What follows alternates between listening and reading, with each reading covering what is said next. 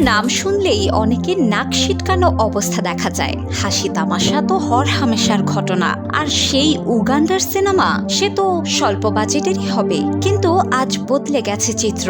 পূর্ব আফ্রিকার দ্রুত বাড়ছে চলচ্চিত্র শিল্প। মাত্র 10 বছর আগেই বছরে মুক্তি পেত হাতে গোনা কয়েকটা সিনেমা। বড়ই অভাব ছিল দক্ষ নির্মাতা, প্রযুক্তিবিদ ও শিল্পীর। ছিল না পেশাদার পরিবেশ।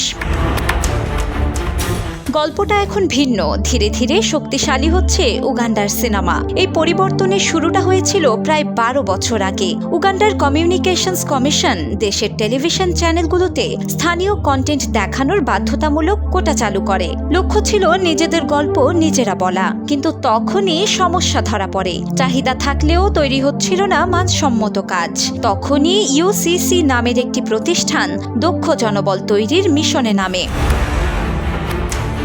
এর ফল আজ চোখে পড়ার মতো। মজবুত হচ্ছে উগান্ডার সিনেমার ভিত। আফ্রিকা ম্যাজিক ভিউয়ার্স চয়েস অ্যাওয়ার্ডের মতো মর্যাদাপূর্ণ জায়গাতেও এখন জয়ী হচ্ছে উগান্ডার ছবি ও ধারাবাহিক। মাল্টি চ্যানেল কমিশনিং এর স্বাধীন নির্মাতারা টেলিভিশন চ্যানেলগুলোর জন্য কাজ করেন, নিয়মিত আয় করেন এবং সিনেমার মালিকানা তাদের কাছেই থাকে।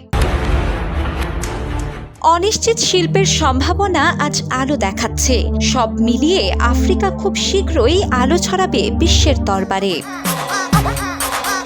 শিলা ইসলাম, দ্য নিউজ।